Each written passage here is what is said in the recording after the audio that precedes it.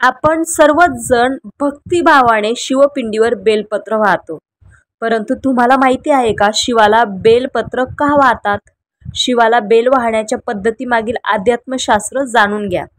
सर्वात पहिले समष्टी स्तरावर बेलाच्या पानाचे देठ पिंडीकडे आणि अग्रटोक म्हणजेच तोंड आपल्याकडे करून जेव्हा आपण बेलपत्र वाहतो तेव्हा बेलपत्राच्या अग्रावाटे शिवाचे तत्व वातावरणात पसरण्याचे प्रमाण अधिक असते.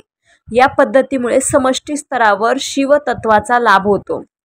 या उलट व्यष्टी स्तरावर बेलाच्या पानाचे देठ आपल्याकडे आणि अग्रटोक पिंडीकडे करून जेव्हा आपण बेलपत्र वाहतो तेव्हा देठाच्या माध्यमातून शिवतत्व केवळ बेलपत्र वाहणाऱ्यालाच मिळते. या पद्धतीमुळे व्यष्टी स्तरावर शिवतत्वाचा लाभ होतो. त्यामुळे आपल्या स्वतःला जर लाभ करून घ्यायचा असेल तर तुम्ही बेलाच्या पानांचे तोंड पिंडीकडे आणि देठ आपल्या स्वतःकडे असं तुम्ही बेल वाहायचं आहे. आता जाणून घेऊया बेलपत्राचे वृक्ष विज्ञान. सर्वात पहिलं, बेलवृक्षाजवळ साप कधीही येत नाही. 2.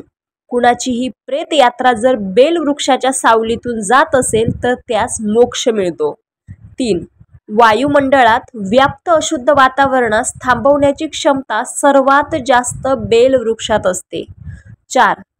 4, 5, 6, 7 पानांचे बेलपत्र ज्यास प्राप्त होतात तो परम भाग्यशाली असून जर ते बेलपत्र भगवान शिवजीस अर्पण करण्याने अनंतपट पुण्यफल प्राप्त होते. त्यामुळे जर तुम्हाला कुठे माहीत असेल की 4 पानांचं बेलपत्र आहे, 5 पानांचं आहे, 6 पानांचं आहे, 7 पानांचं आहे, तर तुम्ही ते बेलपत्र आठवणीने भगवान शंकराच्या पिंडीवर अर्पण करावे.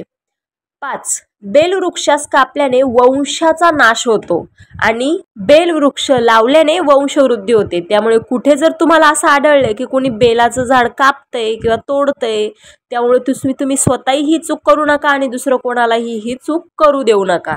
6.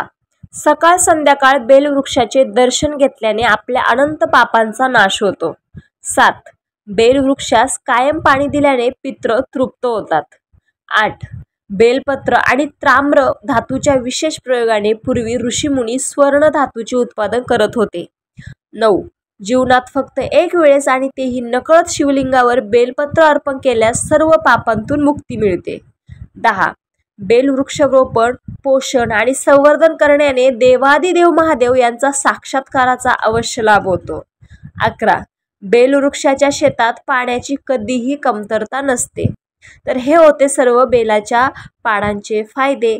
तर तुम्हाला हा व्हिडिओ आवडला असेल तर माझ्या चॅनलला एकदा नक्की विजिट करा, माझ्या चॅनलला सबस्क्राईब करा, जेणेकरून माझ्या ह्या चॅनलवरचे वारकरी सांप्रदायिक, धार्मिक आणि आध्यात्मिक व्हिडिओ तुमच्यापर्यंत वेळोवेळी पोहोचत जातील. रामकृष्ण हरी.